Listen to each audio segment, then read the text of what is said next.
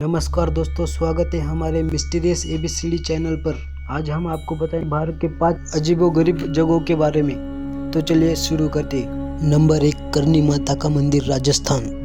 राजस्थान में स्थित करनी माता के मंदिर के बारे में मान्यता है कि इस मंदिर में कई सारे रहस्य छुपे हुए हैं जिन्हें आज तक कोई नहीं जान पाया है। यह मंदिर राजस्थान के बीकानेर शहर से करीब 30 किलोमीटर की दूरी पर स्थित है। आपको जानकर आश्चर्य होगा कि इस मंदिर में करीब 25,000 से भी ज्यादा चूहे मौजूद है। आखिर इस मंदिर में इतने सारे चूहे क्यों है, ये आज तक एक पहेली का विषय बना हुआ है। इस रहस्य से विज्ञान भी अब तक पर्दा नहीं उठा पाया है। माता करनी के इस मंदिर में कई सारे चूहों को विभिन्न तरह के पकवानों का भोग लगाया जाता है। बाद में चूहों द्वारा लगाए गए भोग के झूठे प्रसाद को भक्तजनों के बीच वितरित किया जाता है। मान्यता है कि माता के मंदिर में जो भी आता है उसकी मनोकामना पूर्ण हो जाती है। नंबर 2, भानगढ़ का किला, राजस्थान। इस बुद्ध का किला को लेकर यह बोला जाता है कि आमेर के राजा ने अपने छोटे भाई के लिए बनवाया था। भानगढ़ का किला चारों ओर से पहाड़ों से घिरा है, इसलिए इसकी चर्चा बहुत होती है। कहा जाता है कि सूर्य उदय होने से पहले और सूर्य अस्त के बाद किसी को इस किले में रुकने की इजाजत नहीं है। कहा जाता है कि किले की राजकुमारी रत्नावती इस किले के सर्वनाश का कारण थी। राजकुमारी के पैर में पड़े एक तांत्रिक ने साजिश रचकर राजकुमारी को हासिल करना चाहा था, जिसका खुलासा होने पर उसे मौत के घाट उतार दिया गया। इसके बाद इस तांत्रिक के शाप की वजह से ये किला खंडहर में तब्दील होकर बुद्धगया बन गया।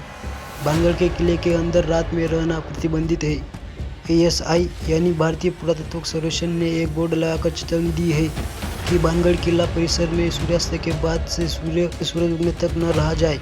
कहा जाता है कि जो भी कोई आज तक रात में किले के अंदर रहने में कामयाब रहा, वह वहाँ की कहानी बताने लायक नहीं रहा। इस वजह से माना जाता है कि इस किले में भूत रहते हैं। नंबर 3, रामेश्वर मंदिर, तमिलनाडु। भारत के दक्षिण में तमिलनाडु में स्थित रामेश्वर मंदिर कोई साधारण मंदिर नहीं है। कहा जाता है कि इस मंदिर में गंगा जल से प्रभु की पूजा करने से मन मांगी मुराद मिलती है। साथ ही आस्था के साथ यहाँ के पवित्र जल में स्नान करने से गंभीर बीमारियां सही हो जाती है। ऐसा माना जाता है कि भगवान राम ने श्रीलंका से लौटते समय इस स्थान पर भगवान शिव की पूजा की थी। यह स्थापित शिवलिंग को 12 ज्योतिर्लिंगों में से एक माना जाता है। ग्रंथों द्वारा उल्लेख में जब भगवान श्री राम ने लंका पर चढ़ाई की तो विजय प्राप्त करने के लिए उन्होंने समुद्र के किनारे शिवलिंग बनाकर भगवान शिव की पूजा की थी। इससे प्रसन्न होकर भगवान शंकर ने श्री राम को विजय श्री का आशीर्वाद दिया था।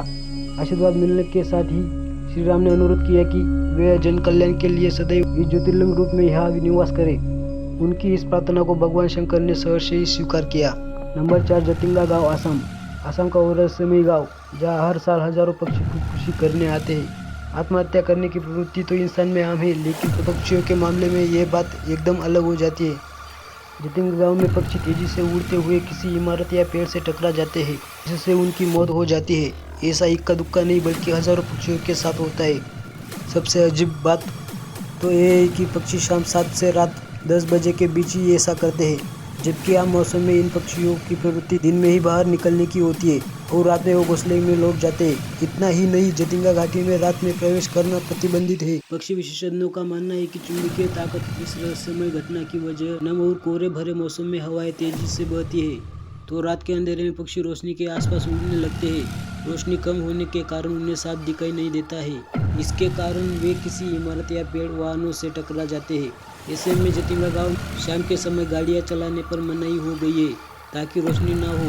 हालांकि इसके बावजूद भी पक्षियों की मौत का क्रम जारी रहा है। देश विदेश के कई वैज्ञानिक इस घटना पर रिसर्च कर चुके हैं, लेकिन अभी तक सही वजह का पता नहीं चल पाया है। नंबर 5, चांदीपुर समुद्र तट, उड़ीसा। इस समुद्र तट का नज़ारा बेहद अद्भुत है। चांदीपुर एक एकांत समुद्र तट है। इस तट पर समुद्र का पानी कुछ घंटे के लिए अचानक ही गायब हो जाता है और थोड़े समय बाद वापस लौट आता है। वास्तव में समुद्र को अपनी आंखों के सामने गायब होते और फिर से प्रकट होते हुए देख सकते हैं। खैर, ऐसा इसलिए है क्योंकि समुद्र में ज्वार के दौरान पानी 2 से 5 किलोमीटर पीछे चला जाता है, जो उच्च द्वार और निम्न द्वार के बीच अवधि है, और उच्च द्वार के समय किनारे पर वापस आता है। यह असामान्य प्राकृतिक घटना प्रतिदिन घटित होती रहती है और फिर उसे अपनी आंखों के सामने गायब होते हुए देख सकता है। इन अनोखी घटना के अलावा यह समुद्र तट किसी भी अन्य समुद्र तट की तरह है और समुद्र तट के शौकीनों को एक अच्छा अनुभव प्रदान करता है। यह जानना भी दिलचस्प है कि जब समुद्र घटता है तो कोई वास्तव में उस पर चलता है और यह भ्रम पैदा कर सकता है कि कोई वास्तव में समुद्र पर चल रहा है। तो कैसा लगा आज का वीडियो, कमेंट में जरूर बताएं, और ऐसे ही वीडियो चाहते हैं तो हमारे चैनल को सब्सक्राइब जरूर करें।